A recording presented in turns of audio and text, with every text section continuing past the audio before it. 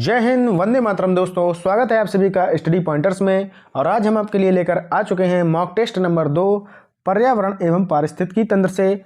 तो ये वीडियो आपके लिए बहुत ही इंपॉर्टेंट होने वाला है। तो चलते हैं और शुरू करते हैं आज का इम्पॉर्टेंट लेक्चर। और वीडियो अच्छा लगे तो लाइक और शेयर करना ना भूलें, और चैनल पर नए हैं तो सब्सक्राइब जरूर कर लेना। तो चलिए शुरू करते हैं आज का इम्पॉर्टेंट लेक्चर और चलते हैं पहले क्वेश्चन की तरफ। पहला क्वेश्चन क्या कह रहा है, एग मार्क का संबंध है। यहाँ पर आपसे पूछा गया है कि एग मार्क का संबंध है, किससे संबंधित है? गुणवत्ता से, पैकेजिंग से, संसाधन से या फिर उत्पादन से। तो सबसे पहले हमें पता होना चाहिए कि एग मार्क जो होता है इसकी फुल फॉर्म क्या होती है। तो इसकी जो फुल फॉर्म होती है वो होती है आपकी एग्रीकल्चर मार्केटिंग। क्या होती है? Agriculture marketing. तो इसकी फुल फॉर्म ये होती है कि एग्रीकल्चर मार्केटिंग। और इसका जो संबंध होता है वो होता है गुणवत्ता से। किससे होता है? गुणवत्ता से। चलते हैं आगे। अगला क्वेश्चन है, दूध से दही, यहाँ पर होगा, ये गलत लिखा है। दूध से दही बनने की प्रक्रिया को कहते हैं, क्या कहते हैं? प्रकाश संश्लेषण, आसवन, या फिर ऑप्शन तीसरा दिया है आपका किण्वन, या फिर ऑप्शन डी। तो बात करें इसके सही आंसर की, दूध से दही बनने की जो प्रक्रिया है वो कहलाती है किण्वन। बहुत ही सिंपल क्वेश्चन है और कई बार एग्जाम में आ चुका है, आपको याद रखना है। दूध से दही बनने की प्रक्रिया क्या कहलाती है? किण्वन कहलाती है। चलते हैं आगे अगले क्वेश्चन की तरफ। अगला क्वेश्चन है, किस देश के संविधान से भारत में मौलिक कर्तव्यों को लिया गया है? यहाँ पर पूछा गया है कि मौलिक कर्तव्य जो हमारे संविधान में हैं वो किस देश से हमने लिए हैं। ऑप्शंस आपके सामने दिए गए हैं, जर्मनी, यूनाइटेड किंगडम, यूएसए या फिर यूएसएसआर। तो इसके राइट आंसर की बात करी जाए तो राइट आंसर हो जाएगा आपका ऑप्शन नंबर डी, यूएसएसआर। क्या हो जाएगा? यूएसएसआर, यानी कि इसे क्या कहते हैं? सोवियत संघ कहते हैं। तो ये आपका राइट आंसर हो जाएगा। चलते हैं आगे अगले क्वेश्चन की तरफ। भारत में प्रोजेक्ट टाइगर की शुरुआत कब की गई थी? आपको बताना है। ऑप्शंस आपके सामने हैं, 1972 में, 1973 में, 1981 में या फिर 1985 में। तो इसका जो राइट आंसर हो जाएगा, प्रोजेक्ट टाइगर जो आया था ये आया था 1973 में। तो ये आपको याद रखना है। और इसके साथ साथ आपको ये याद रखना है कि वन्य जीव संरक्षण अधिनियम ये आया था 1972 में, और एक हुआ था आपका पर्यावरण संरक्षण अधिनियम जो आया था 1986 में। और यहाँ पर एक और भी आता है, ये आपका है प्रोजेक्ट टाइगर। ऐसे ही एक आता है प्रोजेक्ट हाथी। प्रोजेक्ट हाथी जो आता है ये आता है 1992 में। तो ये भी आपको याद रखना है, इम्पॉर्टेंट है। चलते हैं आगे। अगला क्वेश्चन है, अंतर्राष्ट्रीय न्यायालय का मुख्यालय अवस्थित है। तो ये आपको बताना है कि अंतर्राष्ट्रीय न्यायालय का जो मुख्यालय है वो कहाँ पर है? जिनेवा में, हेग में, न्यूयॉर्क में या फिर पेरिस में। तो इसका राइट आंसर हो जाएगा हेग में। हेग कहाँ है आपका? ये है आपका नीदरलैंड में। कहाँ पर है? नीदरलैंड में। तो ये आपको याद रखना है, ये कहाँ पर है? नीदरलैंड में है। और अगर बात करें कि जिनेवा में किसका हेडक्वार्टर है, तो जिनेवा में आपके हो जाएंगे, एक हो आपका WTO, वर्ल्ड ट्रेड ऑर्गेनाइजेशन, और एक है आपका WHO यानी कि वर्ल्ड हेल्थ ऑर्गेनाइजेशन। इन दोनों का हेडक्वार्टर कहाँ पर है? जिनेवा में है। और अगर बात करें यहाँ पर न्यूयॉर्क में, तो न्यूयॉर्क में आएगा आपका एक है यूनिसेफ का। किसका है? यूनिसेफ। तो ये भी आप लिख लीजिएगा, यूनिसेफ, ये आपका है न्यूयॉर्क में। और एक है आपका यूएनओ का। इन दोनों का कहाँ पर है? न्यूयॉर्क में। अगर बात करें पेरिस की, तो पेरिस में आपका आ जाएगा यूनेस्को का। किसका? यूनेस्को का आ जाएगा आपका पेरिस में। तो ये सब बातें आपको याद रखनी है। चलते हैं अगले क्वेश्चन की तरफ। अगला क्वेश्चन है, फूलों की घाटी अवस्थित है। तो बहुत ही सिंपल क्वेश्चन है लेकिन इम्पॉर्टेंट है। फूलों की घाटी कहाँ पर है?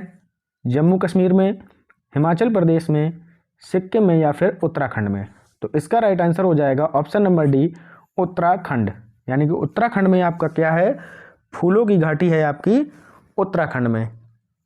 अगर बात की जाए उत्तराखंड की, तो यहीं पर आपका है जिम कॉर्बेट राष्ट्रीय उद्यान, ये भी आपको याद रखना है।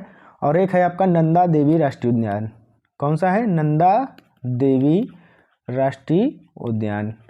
तो ये बातें भी आपको याद रखनी है। और आपका एक आ जाएगा, जैसे यहाँ पर लिखा है कि फूलों की घाटी, ये आपकी है उत्तराखंड में। एक ऐसे ही पूछा जाता है आपसे शांत घाटी, साइलेंट वैली, शांत घाटी। तो ये कहाँ पर है? अगर ये पूछा जाए तो ये है आपकी केरल में। कहाँ पर है? केरल में। पूछा जाए कि शांत घाटी कहाँ पर है, तो ये है आपकी केरल में। चलते हैं आगे, अगला क्वेश्चन है ग्रीन पीस इंटरनेशनल का मुख्यालय अवस्थित है।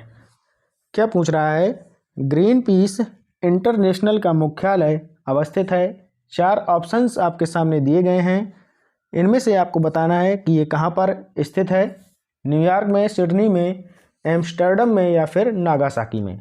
तो बात करें इसके सही उत्तर की, तो ये है आपका ऑप्शन नंबर सी, एम्स्टर्डम में। कहाँ पर है, एम्स्टर्डम में है। अगर बात करें ग्रीन पीस की, तो ग्रीन पीस का जो शाब्दिक अर्थ होता है वो होता है हरित शांति। ग्रीन पीस इसका मतलब क्या होता है, हरित शांति। इंग्लिश में आपको दिख रहा होगा, ग्रीन माने हरित और पीस माने शांति।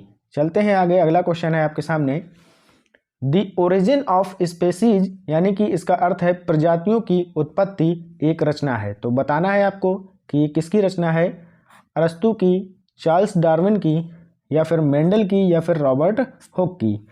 तो ये रचना है आपकी, बहुत ही फेमस रचना है चार्ल्स डार्विन की। किसकी है, चार्ल्स डार्विन की। चलते हैं आगे, अगला क्वेश्चन है ध्रुव तारा कहा जाता है, किसको कहते हैं, उत्तरी तारे को, दक्षिणी तारे को, पूर्वी तारे को, या फिर पश्चिमी तारे को।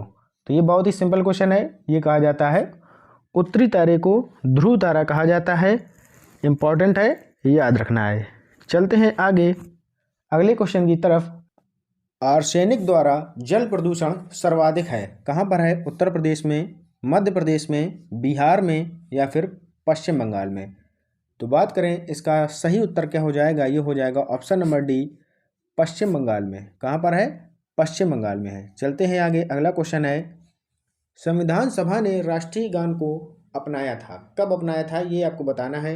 20 जनवरी 1950 को, या फिर 24 जनवरी 1950 को, 21 मई 1949 को, या फिर 13 नवंबर 1949 को। तो ये अपनाया गया था 24 जनवरी 1950 को। इम्पॉर्टेंट क्वेश्चन है, कई बार आया है, आपको याद होना चाहिए। ठीक है, चलते हैं आगे अगले क्वेश्चन की तरफ, पुष्कर मेला कहाँ आयोजित किया जाता है। आपको बताना है कि पुष्कर मेला जो है बहुत ही फेमस मेला है, कहाँ पर आयोजित किया जाता है, जयपुर में, उदयपुर में, जोधपुर में, या फिर अजमेर में। तो ये किया जाता है आपका अजमेर में, यानी कि ऑप्शन नंबर डी यहाँ पर आपका राइट आंसर हो जाएगा। चलते हैं आगे, अगला क्वेश्चन है आपके सामने, निम्नलिखित में से कौन सा जैवमंडल का अजैविक घटक नहीं है, ये आपको बताना है, कौन सा इसमें अजैविक घटक नहीं है। ऑप्शंस हैं आपके सामने, प्रोटीन, दूसरा है मृदा, तीसरा कवक, और चौथा है आपका फास्फोरस। तो इसका राइट आंसर हो जाएगा ऑप्शन नंबर सी, कवक यहाँ पर अजैविक घटक नहीं है, कैसा है, जैविक घटक है। चलते हैं आगे, अगला क्वेश्चन है ग्रीसेर परियोजना अवस्थित है, कहाँ पर है, ये आपको कल ही हमने कराया था क्वेश्चन। गुजरात में है, महाराष्ट्र में है, उत्तर प्रदेश में है, या फिर मध्य प्रदेश में है। तो ये है आपका गुजरात में। कहाँ पर है, गुजरात में, यानी कि ऑप्शन नंबर पहला ही आपका यहाँ पर राइट आंसर हो जाएगा। बात करें उत्तर प्रदेश की, तो यहाँ पर आपका कौन सा है राष्ट्रीय उद्यान, दुधवा राष्ट्रीय उद्यान। कौन सा है, दुधवा राष्ट्रीय उद्यान। ये भी इम्पॉर्टेंट है, अभी आपके 2021 में जो भी पेपर रद्द हुआ है टीटी का, उसमें ये पूछा गया था क्वेश्चन, तो ये इम्पॉर्टेंट है, याद रखना है। चलते हैं आगे, और यहाँ पर जो मध्य प्रदेश दिया है, यहाँ पर तो हम बता ही चुके हैं आपको पिछली वीडियो में कि मध्य प्रदेश में कौन कौन से राष्ट्रीय उद्यान हैं, जैसे कान्हा है, पन्ना है, बांधवगढ़ है, ये सभी कहाँ पर हैं, मध्य प्रदेश में है। चलते हैं आगे अगले क्वेश्चन की तरफ, अगला क्वेश्चन है WWF से आशय है, यहाँ पर इसका फुल फॉर्म बताना है, किसका, WWF का, किसका फुल फॉर्म बताना है, WWF का। तो इसका फुल फॉर्म हो जाएगा आपका वर्ल्ड वाइल्ड लाइफ फंड, यानी कि ऑप्शन नंबर सी, इसे ही हम कहते हैं वर्ल्ड वाइड फंड। तो चलते हैं आगे अगले क्वेश्चन की तरफ, अगला क्वेश्चन है गंगा नदी निकलती है, गंगा नदी निकलती है, तो ये आपको बताना है कि गंगा नदी कहाँ से निकलती है, अरावली श्रेणी से, लद्दाख ग्लेशियर से, गंगोत्री ग्लेशियर से, या फिर मिलाप ग्लेशियर से। तो इसका राइट आंसर हो जाएगा option number C, Gangotri glacier से। चलते हैं आगे अगले क्वेश्चन की तरफ, अगला क्वेश्चन है निम्नलिखित पराबैंगनी किरणों में से कौन सा अधिक हानिकारक है। यहाँ पर पूछा गया है कि निम्नलिखित पराबैंगनी जो किरणें दी गई हैं, इनमें कौन सबसे अधिक हानिकारक है, अल्ट्रावायलेट किरण जो ए है, या फिर option number B UVB, option number C ultraviolet किरण सी, या फिर उपरोक्त में से कोई नहीं। तो इसका जो राइट आंसर हो जाएगा वो हो जाएगा option number C UV rays जो सी होती हैं वो आपकी अधिक हानिकारक होती हैं। चलते हैं आगे अगले क्वेश्चन की तरफ। अगला क्वेश्चन है कोटोपैक्सी जो एक जागृत ज्वालामुखी है ये कहाँ पर अवस्थित है। यहाँ पर पूछा गया है कि कोटोपैक्सी जो एक जागृत ज्वालामुखी है ये कहाँ पर अवस्थित है। 4 ऑप्शंस में से आपको सही यहाँ पर आपको टिक करना है। तो इसका राइट आंसर हो जाएगा ऑप्शन नंबर सी, एंडीज में। ये एंडीज कहाँ पर है, तो ये है आपका साउथ अमेरिका में। कहाँ पर है, साउथ अमेरिका में। तो ये भी आपको पता होना चाहिए, एंडीज पर्वत श्रृंखला जो है ये आपकी है साउथ अमेरिका में। और अगर बात करें साउथ अमेरिका की तो यहाँ पर जो है ये कहाँ पर है, कोटोपैक्सी कहाँ पर है, ये है आपका इक्वाडोर में। कहाँ पर है, तो ये भी आप लिख लीजिएगा, कोटोपैक्सी कहाँ पर है आपका, इक्वाडोर में। कहाँ पर है, इक्वाडोर में। तो ये आपको याद रखना है। और ये जो है विश्व का सबसे ऊंचा ज्वालामुखी पर्वत है। चलते हैं आगे अगले क्वेश्चन की तरफ। अगला क्वेश्चन है भारत में निम्नलिखित में से कौन सी एजेंसी मुख्य रूप से प्रदूषण के मापन से संबंधित है। पहला ऑप्शन है ग्रीन ट्रिब्यूनल, दूसरा दिया है केंद्रीय प्रदूषण नियंत्रण बोर्ड, तीसरा है केंद्रीय जल आयोग और चौथा है सर्वे ऑफ इंडिया। तो इसका राइट आंसर हो जाएगा ऑप्शन नंबर बी, केंद्रीय प्रदूषण नियंत्रण बोर्ड। ये आपका यहाँ पर राइट आंसर हो जाएगा। चलते हैं आगे अगला क्वेश्चन है तिब्बत की सांगपो नदी भारत में किस नाम से जानी जाती है। बहुत ही सरल क्वेश्चन है, ये आपको आता होगा। यहाँ पर 4 ऑप्शन दिए गए हैं, गंगा, यमुना, ब्रह्मपुत्र या फिर सिंधु। तो इसका राइट आंसर हो जाएगा ब्रह्मपुत्र। ऑप्शन नंबर सी यहाँ पर आपका राइट आंसर हो जाएगा। तिब्बत में इसको नाम जो दिया जाता है वो है सांगपो। और अगर बात करें कि बांग्लादेश में क्या कहा जाता है ब्रह्मपुत्रा नदी को, तो बांग्लादेश में जो है इसे जमुना के नाम से जानते हैं। बांग्लादेश में किस नाम से जानते हैं, इसे जमुना के नाम से जानते हैं। तो ये भी आपको याद रखना है। और अगर बात करें कि जब ये गंगा में मिल जाती है ब्रह्मपुत्र नदी तो ये कहलाती है मेघना। क्या कहलाती है, मेघना। तो ये भी आपको याद रखना है, गंगा में मिलने के बाद ये कहलाती है मेघना। चलते हैं आगे अगला क्वेश्चन है। अगला क्वेश्चन आपसे पूछ रहा है घास भूमि क्षेत्र के पारितंत्र की खाद्य श्रृंखला में जो सबसे उच्च स्तर के उपभोक्ता होते हैं उन्हें क्या कहते हैं। शाकाहारी, मांसाहारी, जीवाणु या फिर मांसाहारी या शाकाहारी। तो इन्हें कहते हैं मांसाहारी। जो उच्च स्तर के उपभोक्ता होते हैं उन्हें हम क्या कहते हैं, मांसाहारी कहते हैं। चलते हैं नेक्स्ट क्वेश्चन की तरफ।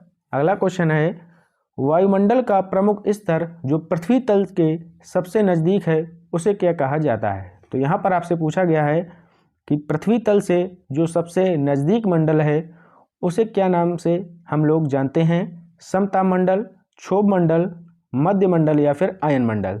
तो इसे कहते हैं क्षोभ मंडल। क्या कहते हैं, क्षोभ मंडल। और इसकी जो हमें अंग्रेजी भी पता होनी चाहिए, कहीं कहीं इंग्लिश में भी दे देता है। इसकी जो इंग्लिश होगी वो होगी ट्रोपोस्फियर। क्या होगी, ट्रोपोस्फियर।